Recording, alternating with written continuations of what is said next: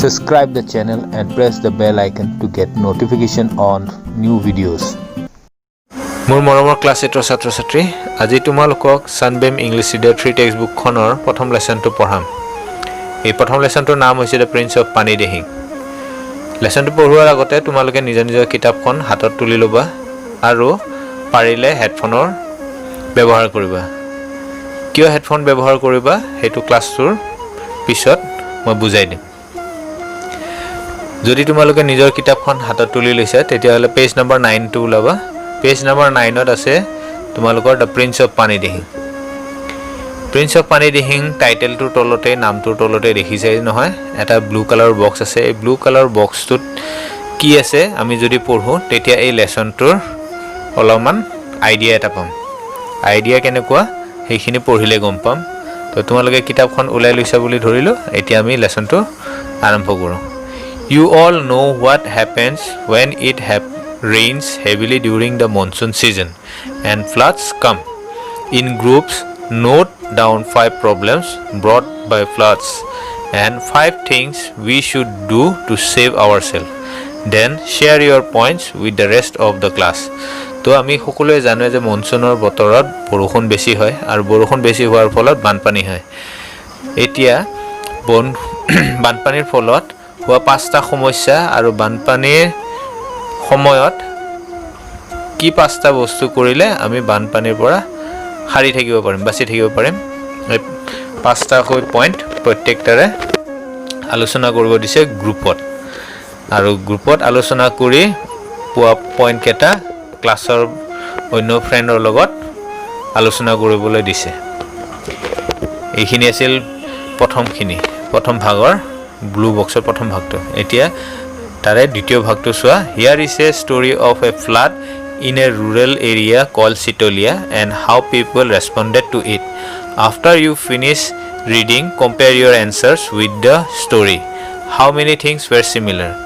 তো ইয়াতে কি দিছে এখন চিতলিয়া নামৰ গাঁও এখনত বানপানীৰ সময়ত তাৰ ৰাইজে কেনেকৈ প্ৰতিক্ৰিয়া দিছিল তাৰ বিষয়ে আমি এই কাহিনীটো পাম।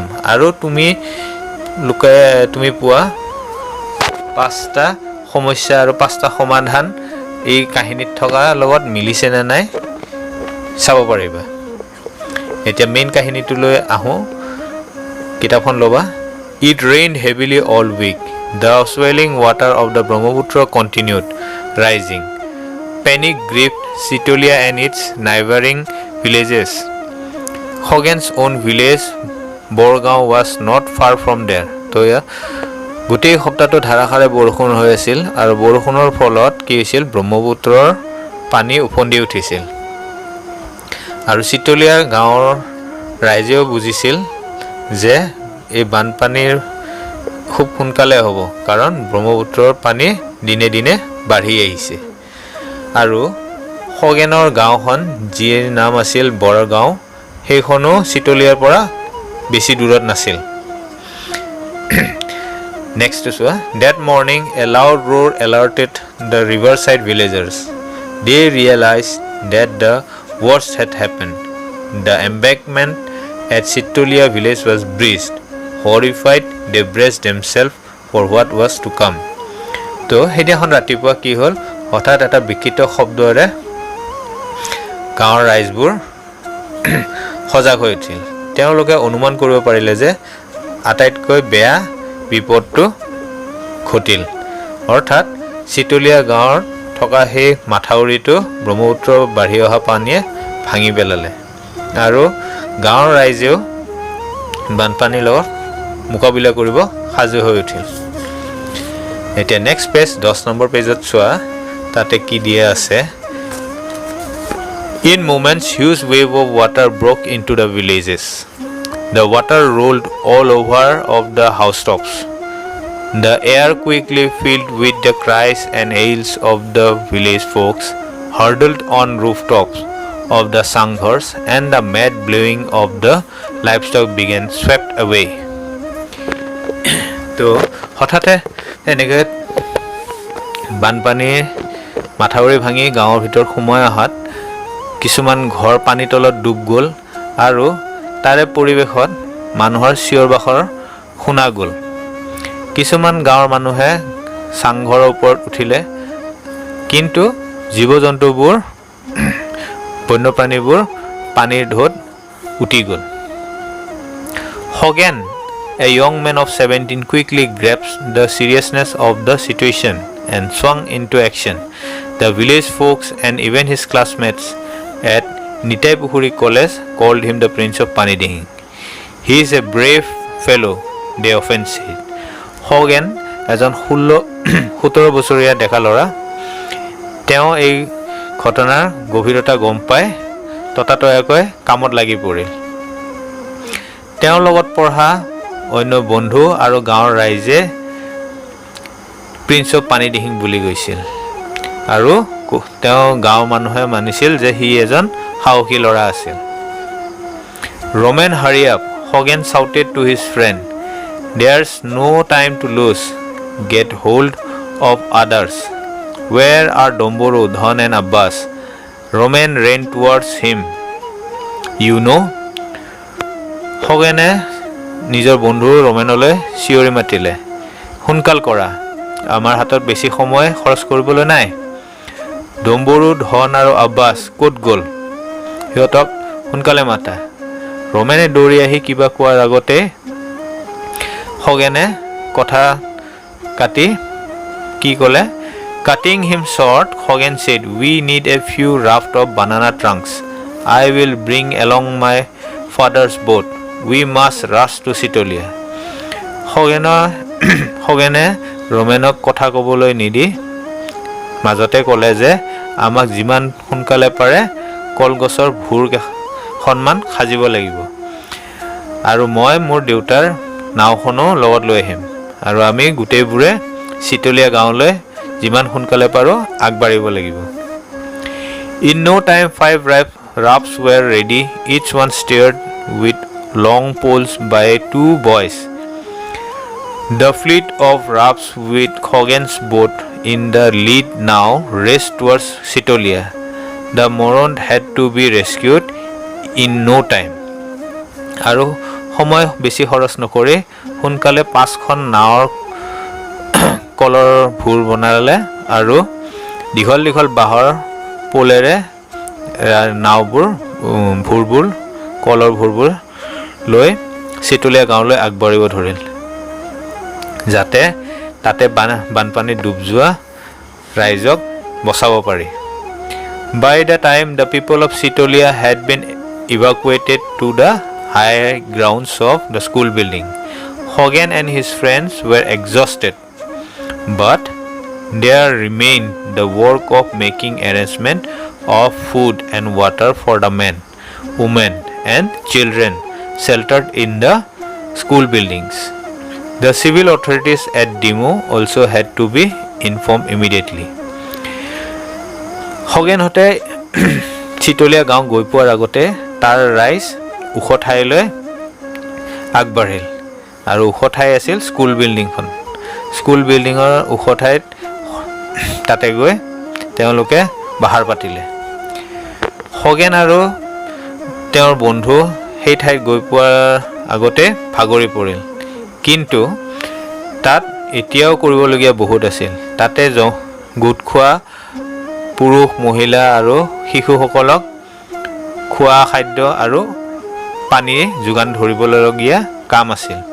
তাৰ উপৰিও ডিমো চিভিল অথৰিটিক খবৰ পঠাবলৈ লগা আছিল। এইখিনি কৰি থাকোঁতে কোনে মাত দিলে? নেক্সট পেৰাগ্ৰাফটো চোৱা। Hey Hogan, Norenkai shouted from across the stretch of flood water. Dr. Hati Borua and his wife are stranded in their hospital quarters at Kotiori. Do something, will you? তো হগেনহঁতে এই ফুড ৱাটাৰ এৰেঞ্জমেণ্টৰ কামত লাগি থাকোঁতে আনফালে পানীৰ মাজৰ পৰা নৰেনকায়ে মাত লগালে, হগেন, ডক্টৰ হাতী বৰুৱা আৰু তেওঁৰ পত্নী হস্পিটেলৰ কোৱাৰ্টাৰত আবদ্ধ হৈ আছে, সোনকালে কিবা কৰা। তেতিয়া হগেনে কি ক'লে? Okay নৰেনকাই, Hogen shouted, Dambaru hop into the boat. We have got a job. he called out to one of his friends. Then he steered the boat towards the dispensary. He had a knack for solving all kinds of problems. তেতিয়া খগেনে নৰেনকাক চিঞৰি ক'লে যে হ'ব চিন্তা নকৰিবা আৰু ডম্বৰু তৎক্ষণাত জাপ মাৰি নাওখনত উঠি ল'লে আৰু তেওঁলোকে অন্য বন্ধুক ক'লে যে সিহঁতে এটা কাম পাইছে আৰু খুব সোনকালে সেই কামটো কৰি উভতিব খগেন আৰু ডম্বৰুৱে খুব সোনকালে ডিস্পেন্সাৰীলৈ নাওখন বৈঠা মাৰিলে তাৰপিছত কি হ'ল নেক্সট পেৰাগ্ৰাফটোত চাবা Half an hour later, the boat reached the doctor's house. It narrowly missed crashing into the railing of the veranda of the doctor's house. The doctor and Monibaido heaved a sigh of great relief.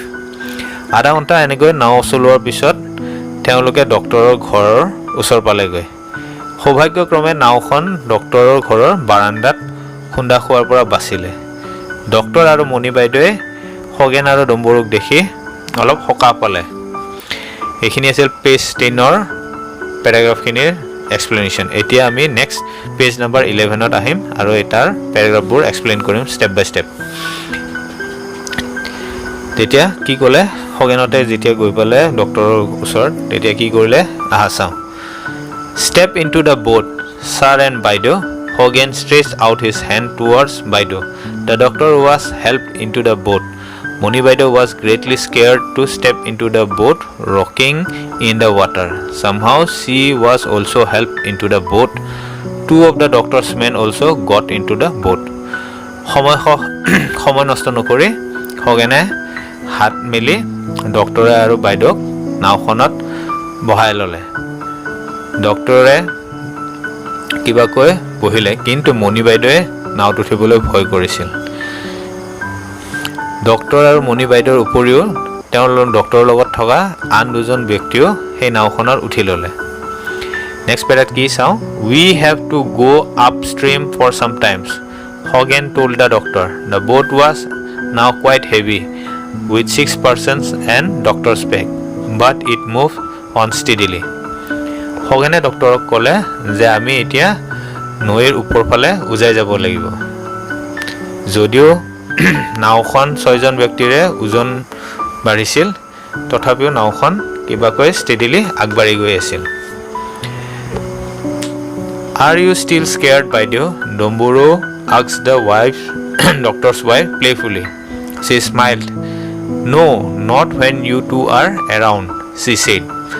এনেকৈ নাও চলাই যাই থাকোঁতে ডম্বৰুৱে ধেমালি কৰি ডক্টৰৰ ঘৈণীয়েকক সুধিলে বাইদেউ আপুনি এতিয়াও ভয় কৰি আছে নেকি তেতিয়া ডম্বৰুৰ প্ৰশ্নৰ উত্তৰত বাইদেৱে ক'লে যে তেওঁ মুঠেও ভয় কৰা নাছিল যেতিয়ালৈ তেওঁলোক ডম্বৰু আৰু খগেন তেওঁলোকৰ লগত আছে বাইদেৱে ভয় নকৰে এনেতে কি হ'ল The boat took a U-turn now. It began to move swiftly with the current. Hogan and Domburu altered the course of the river to negotiate a sharp fall. But the next moment, a strong undercurrent almost pulled at the boat like a magnet. Caught up into a whirlpool, the boat capsized, throwing everyone on board into the floodwater. এনেকৈ কথা পাতি আগবাঢ়ি যাই থাকোঁতে কি হ'ল নাওখন U-turn ল'লে যদিও খগেন আৰু ডম্বৰুৱে নাওখনৰ পথ সলাবলৈ চেষ্টা কৰিছিল কিন্তু এজাক ডাঙৰ ঢৌৱে নাওখনক টানি লৈ গ'ল আৰু পাকনিত পেলাই দিলে নদীৰ মাজত পাকনিত হুইলপুলত পেলাই দিলে যাৰ ফলত নাওখনত থকা আটাইবোৰ মানুহ চিটিকি পানীত পৰিল তাৰপিছতে কি হ'ল নেক্সট পেজত চাওঁ আহা Once again Hogan was quick to respond. In the semi-darkness of the evening, Hogan spotted Moni Baido's head popping in and out of the water as she was carried along by the current. An expert swimmer, Hogan dashed towards her like an otter. He caught her by the arm and helped her to keep afloat until they reached a mound above the floodwater. The doctor was also rescued and carried to the mound. Domburu and the two other men somehow managed to catch hold of the capsized boat that had almost been swept away. They also managed to bail out the water with the tubs tied to the boat. তো নাওখন যেতিয়া পাকনিত পৰি মানুহকেইজন পানীত পৰিলে তেতিয়া খগেনে আকৌ quick response দিলে সময় নষ্ট নকৰি সোনকালে কামত লাগিল যদিও বা সন্ধিয়া আন্ধাৰত একো দেখিব পৰা অৱস্থাত নাছিল খগেনে দূৰত মণি বাইদেউক পানীত উটি যাই থকা দেখা পালে মণি বাইদেৱে পানীত ডুব যায় আৰু উঠে এনেকৈ কৰি থকা খগেনে দেখা পায় যিহেতু খগেন এজন এক্সপাৰ্ট ছুইমাৰ আছিল সেই সময় নষ্ট নকৰি খগেনে আকৌ সাঁতুৰি গৈ মণি বাইদেউৰ কান্ধত ধৰি পানীৰ ওপৰত যাতে তেওঁ উপঙি থাকিব পাৰে তেওঁক সেনেকৈ কান্ধত ধৰি পাৰলৈ টানি আনিলে তেনেকৈ ডক্টৰকো টানি আনি বানপানীৰ পৰা ওখ ঠাইত ৰাখিলে থলে ডম্বৰু আৰু বাকী অন্য দুজন মানুহেও উটি যোৱা নাওখন কিবাকৈ ধৰি পাৰলৈ টানি আনিল আৰু তাতে থকা নাৱত থকা টাপেৰে পানীখিনি খেচি আকৌ নাওখন চলিব পৰা অৱস্থা কৰি তুলিলে The boys picked up the doctor and his wife and flung them into the boat. The crisis was over. আৰু খুব সোনকালে নাওখনত ডক্টৰক আৰু ঘৈণীয়েকক বাকী থকা ল'ৰাকেইজনে দাঙি উঠি নাওখনত বহাই দিলে আৰু এনেকৈ সেই ক্ৰাইচিছটো শেষ হ'ল তাৰপিছত কি হ'ল Khagen you have saved our life given us a new life we shall never be able to repay what you did today exclaimed the doctor patting Khoghen's back Moni Baido touched his arm gently and said thanks Khoghen doctor জনে প্ৰাণ ৰক্ষা হোৱাৰ ফলত সুখত আবেগিক হৈ খগেনক ক'লে যে খগেনে আজি সিহঁতৰ জীৱন বচালে তেওঁ আৰু তেওঁৰ ঘৈণীয়েকৰ জীৱন বচালে আৰু তাৰ ঋণ ডক্টৰে কেতিয়াও পৰিশোধ কৰিব নোৱাৰে আৰু তাৰ এই সহায় সদায় মনত ৰাখিব মণি বাইদেউ খগেনৰ কান্ধত হাত থৈ লাহেকৈ ক'লে ধন্যবাদ বুলি তাৰপিছত খগেনে কি উত্তৰ দিলে চাওঁ sir Khoghen said emotionally, you remember my mom? I had visited you in hospital 3 or 4 times when she had a serious ailment. তেতিয়া খগেনে ক'লে আবেগিক হৈ যে ডক্টৰজনৰ মনত পৰেনে যে খগেন আৰু তাৰ মাক 3-4 বাৰমান হস্পিটালত গৈছিল যেতিয়া খগেনৰ মাক এটা গুৰুত্বপূৰ্ণ বেমাৰত ভুগিছিল ডক্টৰে ক'লে তৎক্ষণাত যে oh yes I remember her how is she now ডক্টৰে ক'লে যে তেওঁৰ মনত আছে আৰু মাকৰ কেনে অৱস্থা সুধিলে খগেনক তেতিয়া খগেনে ক'লে she is fine by the grace of God and your help খগেনে ক'লে যে খগেনৰ মাক এতিয়া ভগৱান আৰু তেওঁৰ সহায়ত সুস্থ হৈ উঠিছে আশীৰ্বাদত That's wonderful what do they call you some prince the prince of Paniding reminded Domburu doctor জনে